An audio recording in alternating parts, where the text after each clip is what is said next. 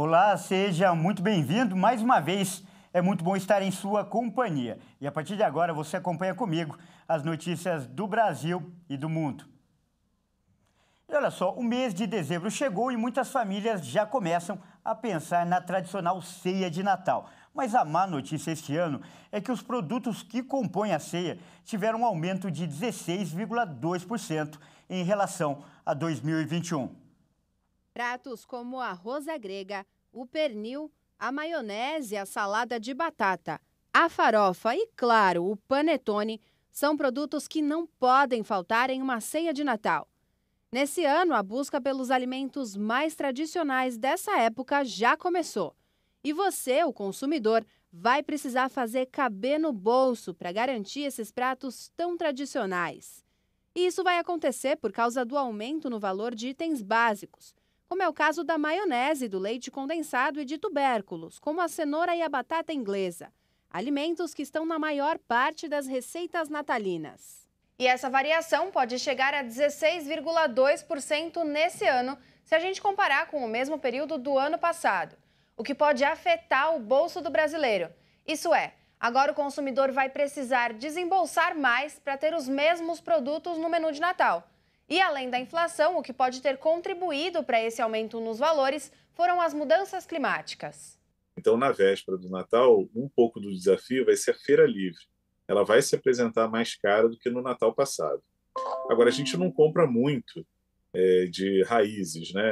As famílias gastam um pouco de dinheiro, apesar do aumento que eles vão apresentar, em torno desses itens, né? A maior despesa fica com as proteínas, né? Seja um frango especial, seja um pernil, ou mesmo um bacalhau, esses itens são os que pesam mais na ceia. Entre os itens que terão maior peso no orçamento estão a clássica maionese, com 30% de aumento, e as aves, com alta de 5%. E olha, nem a sobremesa vai escapar. O leite condensado pode apresentar uma alta de 32,6%. A manteiga, utilizada em muitas receitas, um aumento de 23,1%. E o açúcar, 5,9%. Em contrapartida, a carne de porco e o arroz registraram queda de 3% e 4,6%, respectivamente. Se a gente comparar com 2021, as proteínas não tiveram um grande aumento. A alta desses produtos perdeu para a inflação. Isso significa que eles vão pesar no orçamento do consumidor, mas será de forma sutil. E é sempre importante lembrar que, desde 2020, muitas famílias priorizaram o isolamento social. Mas com a vacinação de grande parte da população, elas voltarão a se reunir, o que pode ajudar a deixar essa ceia mais barata. Então, nessa reunião, há a possibilidade de dividir um pouco as despesas da ceia, né? E normalmente é assim, marca-se um lugar, né? E aí cada um leva alguma coisa e acaba não pesando para ninguém. O problema maior é quando a família tem que arcar sozinha com toda a despesa para a composição da sua ceia, né? E aí o orçamento ficaria realmente mais apertado, né? E além de juntar a família, outra dica para economizar na hora de montar a sua ceia de Natal é pesquisar bastante os produtos da lista de compras e não deixar para a última hora. Assim, o consumidor consegue escolher o produto com calma e comprar apenas o que é necessário para compor a ceia da data mais especial do ano. Eu continuo falando de economia, só que agora com uma boa notícia. O valor das tarifas de embarque nos aeroportos será reduzido no ano que vem. Mas é a repórter Jaqueline Fonseca, de Brasília, quem traz mais detalhes. A redução nas tarifas de embarque é de cerca de 26,5% e vale para os aeroportos do Galeão, no Rio de Janeiro, São Gonçalo do Amarante, no Rio Grande do Norte, Guarulhos e Viracopos, em São Paulo, Confins, em Minas Gerais, e o aeroporto aqui de Brasília. A título de exemplo, no aeroporto de Guarulhos, a taxa de embarque doméstico hoje é de R$ 40,26. Com essa medida, vai cair para R$ 29,63. A tarifa internacional vai cair de R$ 71,26 para R$ 52,44. Essa redução nos valores foi possível graças à lei do voo simples, que extinguiu a taxa de contribuição das concessionárias ao Fundo Nacional da Aviação Civil. Esse reajuste vale a partir do dia 1º de janeiro do ano que vem. De Brasília, Jaqueline Fonseca. E atenção a esse número. As importações de pequeno valor no Brasil aumentaram 100 vezes em 10 anos. O crescimento se deve ao aumento do e-commerce, que foi acelerado durante a pandemia de Covid-19. As compras de pequeno valor feitas por brasileiros em sites de outros países e operações por meio de facilitadora de pagamentos aumentaram 100 vezes no período de 10 anos. Dados do Banco Central mostram que, em 2013, as importações somaram 83 milhões de dólares. Neste ano, já saltaram para quase 8 bilhões e meio de dólares. Isso neste ano, no período entre janeiro e setembro. Em relação ao ano passado, quando foram 5 bilhões 670 milhões de dólares, 2022 registrou um aumento de quase 50%. O uso da internet avançou e as novas oportunidades de negócios online foram surgindo, principalmente na pandemia. Nesse comércio de pequenos itens, as pessoas foram descobrindo sites lá de fora e vendo que algumas taxações compensavam. As categorias que se destacam nas negociações online são moda, eletrônicos e materiais de construção. Após o período de gargalo da pandemia, as encomendas têm chegado mais rapidamente ao Brasil, o que faz aumentar as vantagens. Para que o varejo brasileiro não perca mercado, a associação que representa o setor também já trabalha junto ao Ministério da Economia para pensar em formas de incentivo aos empreendedores brasileiros. E outra boa notícia, em outubro, o Brasil criou quase 160 mil vagas de trabalho, segundo o CAGED. Quase todos os grupos de atividades econômicas registraram alta de vagas formais no mês. No total, foram abertas 159.454 vagas de trabalho no Brasil no mês de outubro. Segundo dados do Cadastro Geral de Empregados e Desempregados, divulgados pelo Ministério do Trabalho, o número representa a diferença entre as mais de 1.789.000 contratações e as mais de 1.630.000 demissões no período. Com isso, houve queda de vagas formais em relação a setembro, quando foram registradas 278 mil vagas criadas. Os dados do CAGED se referem apenas às vagas com carteira assinada e o levantamento não capta os dados do mercado de trabalho informal, como a PNAD contínua do IBGE. No acumulado do ano de 2022, foi registrado o saldo de 2.320.000 vagas de empregos. 4 dos 5 grupos de atividades econômicas registraram alta no saldo de vagas formais no mês: serviços, comércio, indústria, postos e construção. Somente o grupo da agricultura e pecuária teve saldo negativo de 1.435 postos em outubro. E eu mudo de assunto agora para falar de saúde. A vacina nacional contra a Covid-19 já está na última fase de testes. O medicamento busca proteção, inclusive, contra as variantes do coronavírus. A primeira vacina brasileira contra a Covid-19, batizada de Spintec, já está sendo testada em humanos. O imunizante, desenvolvido por grupos da Universidade Federal de Minas Gerais, em parceria com a Fundação Oswaldo Cruz, faz parte da segunda geração de vacinas Covid. Isso significa que a vacina tem o objetivo de combater as novas variantes do coronavírus. Segundo pesquisadores, a vacina utiliza o genoma do vírus, que não varia de uma cepa para outra, o que contribuiria na proteção contra as variantes. Nos estudos pré-clínicos feitos em animais, a vacina não gerou efeitos colaterais adversos e demonstrou capacidade de produção de anticorpos. Os exames comprovaram também que o imunizante é eficaz contra diferentes variantes do vírus. A primeira fase de testes deve terminar em fevereiro do ano que vem e a segunda deve acontecer até julho. Uma terceira fase deve durar até 9 meses, o que colocaria a distribuição do imunizante, caso seja comprovada a eficácia e segurança, para o segundo semestre de 2024. Esse prazo também dependeria da produção industrial da fórmula e de aprovação da Anvisa. E olha que notícia legal. Pela primeira vez, um remédio conseguiu conter os danos causados no cérebro pelo Alzheimer. Uma pesquisa publicada pelo New England Journal of Medicine mostrou que o remédio lecanemab é capaz de amenizar o declínio cognitivo resultante do Alzheimer em até 27% durante 18 meses de uso. Os pesquisadores realizaram um estudo de fase 3, onde o medicamento foi testado em 1.795 pessoas de 50 a 90 anos com Alzheimer em seu primeiro estágio. Os participantes foram divididos em 2 grupos, onde 897 receberam placebo e 898 o medicamento lecanemab. O Alzheimer é uma doença neurodegenerativa que ataca o sistema nervoso. No decorrer do tempo, a doença ganha força no cérebro, principalmente em neurônios que afetam a memória, raciocínio e a fala.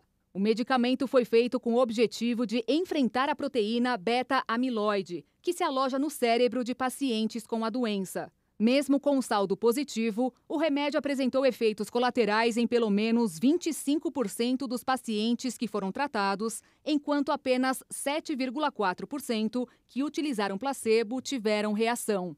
Cerca de 17% dos pacientes que utilizaram o medicamento tiveram sinais de sangramento cerebral, enquanto o grupo que tomou placebo, apenas 9%. O inchaço cerebral também foi um dos efeitos colaterais, atingindo 12,6% das pessoas que tomaram o remédio, contra 1,7% daquelas que receberam placebo. 13 mortes foram registradas ao final da pesquisa. 6 receberam o lecanemab e 7 o placebo. Segundo os pesquisadores, nenhuma morte teve relação com o medicamento. Nos Estados Unidos, os dados da pesquisa já estão sendo avaliados por órgãos reguladores para autorizar um uso mais extenso do medicamento. E ainda falando de saúde, um estudo recém-publicado mostrou que fazer exercícios pela manhã reduz o risco de AVC e também de infarto. Para chegar a essa conclusão, quase 90 mil adultos com idade entre 42 e 78 anos foram observados por um período de 8 anos. Nenhum dos participantes tinha doença cardíaca no início da pesquisa. Durante o período, eles utilizaram rastreadores de atividade física por 7 dias seguidos, e os pesquisadores monitoraram a internação ou a morte relacionada a um derrame ou doença arterial. Os pesquisadores registraram que 3 mil participantes desenvolveram doenças vasculares e 800 tiveram um derrame. Constataram ainda que os participantes mais ativos, entre 8 horas e 11 da manhã, tiveram os menores riscos de doenças cardíacas e derrames, em comparação com pessoas com outros horários de pico de atividades. Depois de ajustar fatores como idade e sexo, eles descobriram que os participantes que eram mais ativos no início e no final da manhã Depois de ajustar fatores como idade e sexo, eles descobriram que os participantes que eram mais ativos no início e no final da manhã tiveram um risco 16% menor de adquirir doenças cardiovasculares, em comparação com outro grupo, e tiveram um risco 20% menor de acidente vascular cerebral, em comparação com o grupo que realizava exercícios em outros horários.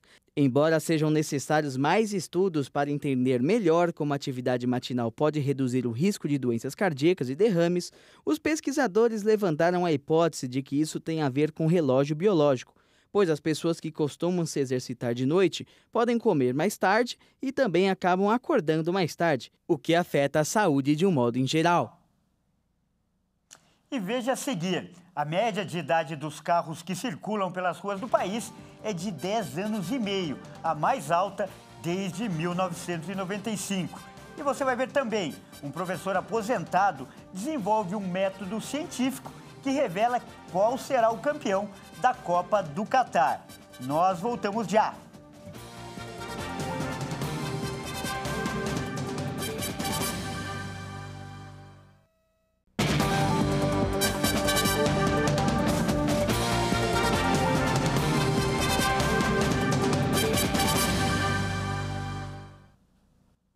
Mais uma vez, seja muito bem-vindo. Nós estamos de volta e com mais notícias do Brasil e do mundo para você. Olha só, a média de idade dos carros que circulam pelas ruas do país é de 10 anos e meio. E essa média é a mais alta desde 1995. A informação é de um levantamento feito pelo Sindicato Nacional da Indústria de Componentes para Veículos Automotores. Se a compra do carro novo nunca foi um sonho acessível para a maioria, hoje em dia a situação está ainda mais difícil. O Renault Kwid de 0 km mais barato do Brasil sai por R$ 66.590. O mesmo modelo com 3 anos de uso, ainda que nas versões mais simples, passa dos R$ 40 mil no mercado de usados, sendo que custava R$ 33.290 quando novo em 2019. Como se não bastasse, nestes 3 anos o brasileiro perdeu 21% do seu poder de compra, segundo dados do IPC. Isso quer dizer que o que se comprava com R$ 1.000 na época, hoje é preciso desembolsar R$ 1.210. No fim do mês, a diferença no orçamento das famílias é grande. O aumento sucessivo nos preços também traz de volta um fenômeno típico do mercado automotivo das décadas de 80 e 90. Há 30 anos, comprava-se um carro 0 km para ganhar com a sua valorização de mercado.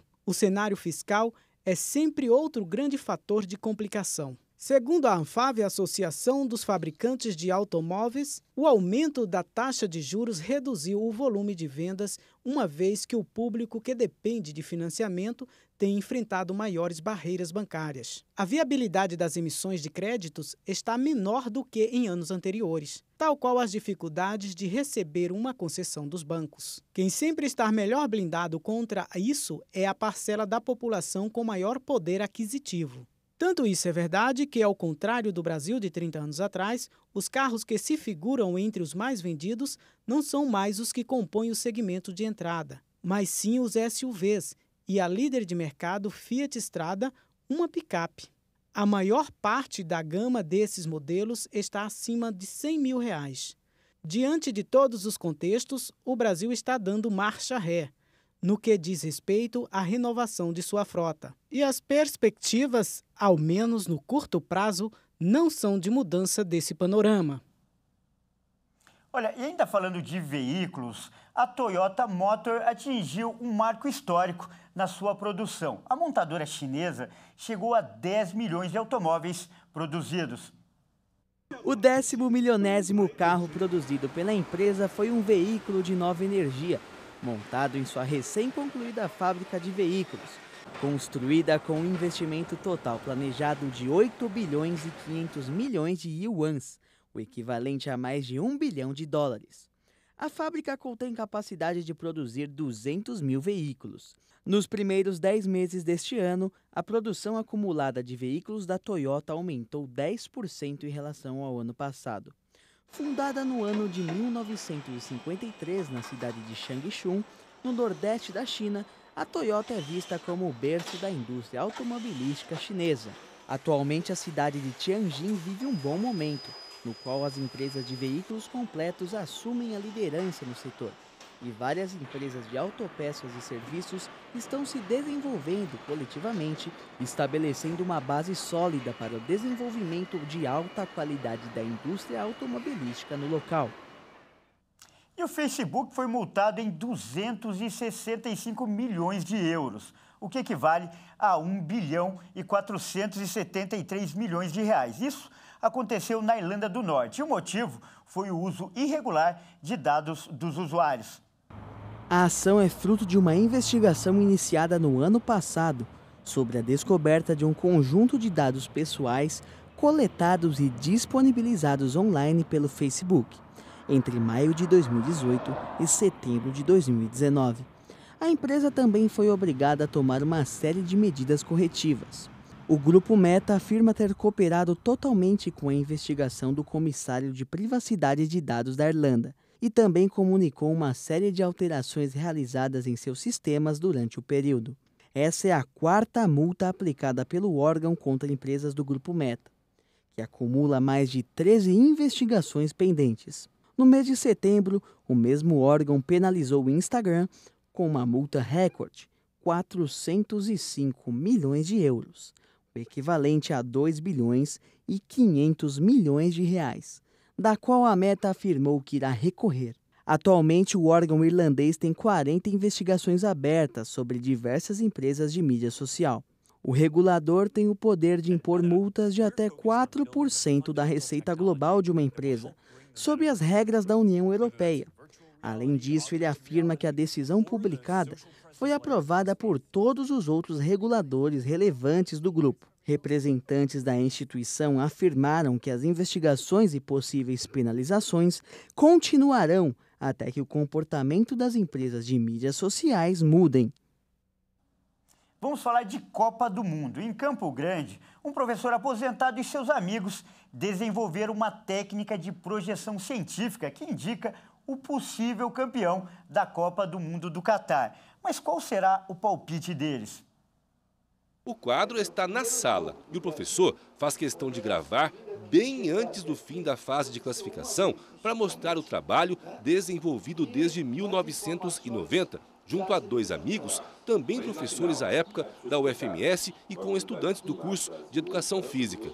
Lá atrás, eles desenvolveram um método que leva em conta diversos critérios. Historiografia e, inclusive, probabilidade matemática, porque as eliminatórias elas vão somando pontos que credenciam aí em frente ou não.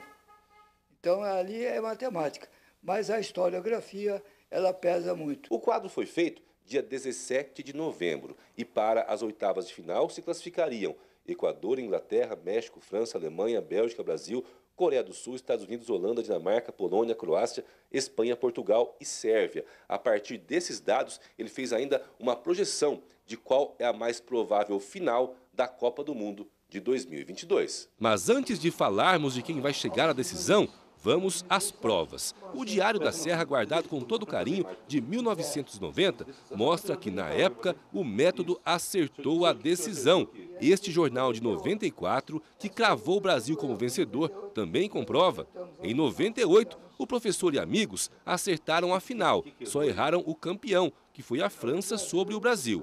Em 2002, 100% de acerto, Brasil penta. Em 2006, o professor acertou um dos finalistas e, desde então, diz que não fazia mais o cálculo por conta de que perdeu contato com os amigos e se aposentou. Agora voltou à atividade. Primeiro ele explica sobre os classificados para as oitavas. Você calcular primeiro e segundo lugar de cada grupo pela sua história nas eliminatórias, história em Copa do Mundo. Isso tem em todas as provas, todas as Copas, tem sido provado que quem tem história que chega aqui. E, enfim, quem vai estar na grande final? Podemos afirmar 90% de chance que a final mais provável é Brasil-Espanha. Pode chegar atrapalhando França e Sérvia, mas a mais provável é Brasil e Espanha. Mas faltou uma pergunta. E quanto ao grande campeão? É claro que o torcedor existe e eu estarei aqui tentando que seja o Brasil. Bom, e essa edição fica por aqui. Eu agradeço demais pela sua companhia e convido a continuar ligado em nossa programação. Até mais!